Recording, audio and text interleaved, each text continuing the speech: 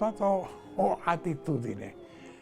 Nu am lăsat problemele să mă copleșească. Am avut probleme grele, evident, așa cum ați spus, venirea comunismului, a lucra, fiind aristocrat, într-o lume comunistă nu este un lucru foarte comod. Și după comunism am avut necazurile mele, animozitățile, mai ales determinate de viața politică, am avut tot. Nu mă mai ocupam de ele. Cum zice românul, le-am pus în trăista din spate. Și le-am eliminat din preocupările mele. Asta a fost un element important. Sunt un mare optimist, un ireductibil optimist, chiar în fața celor grave situații, văd partea pozitivă și asta e important.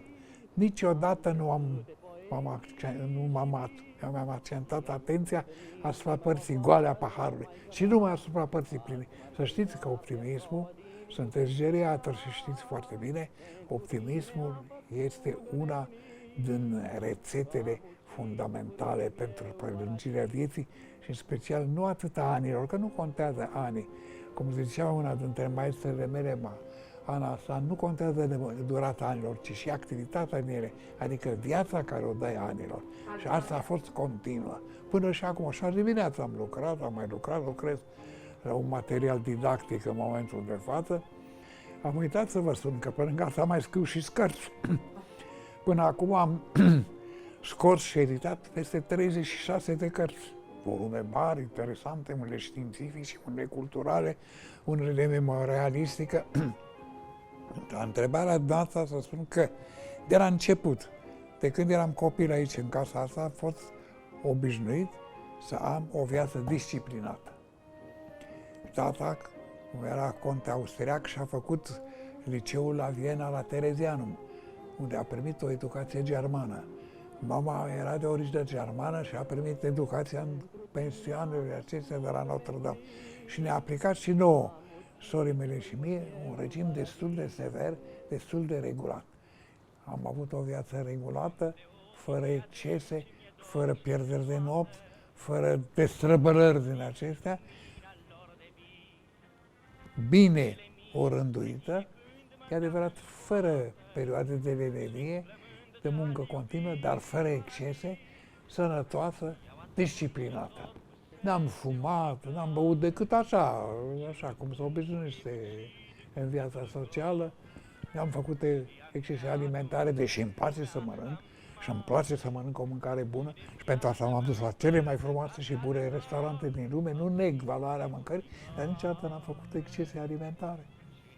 La vârsta asta mea, 9 ore pe zi dorm.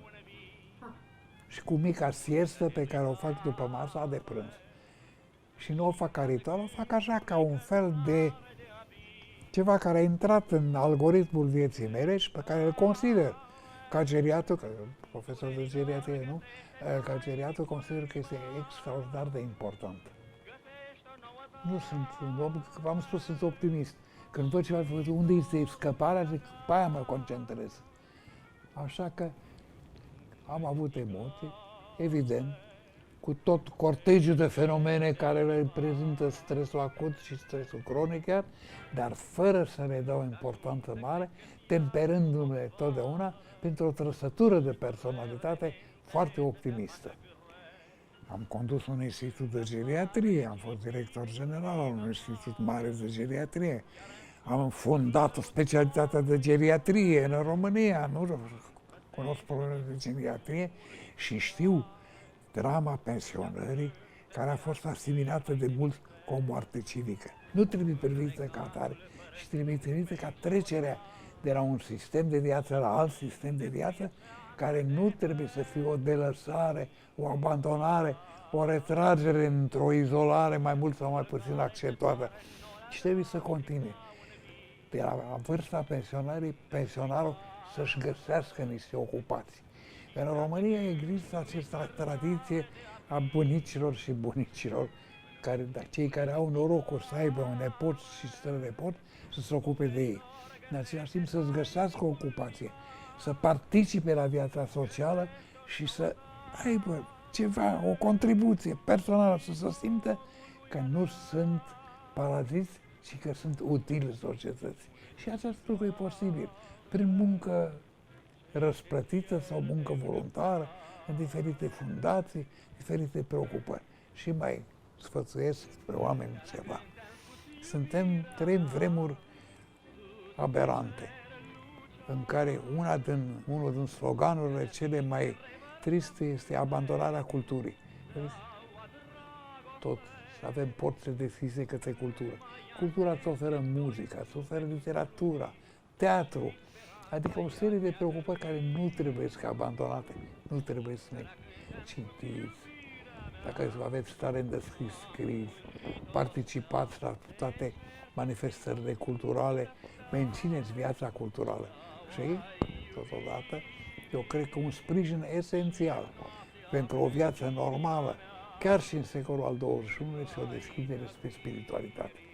Omul are această facultate extraordinară și deschiderea spre spiritualitate este un sprijin moral și pentru momentele care sunt greu de suportat, este și un sprijin în celelalte momente și o susținere pentru motivațiile pe care spuneați.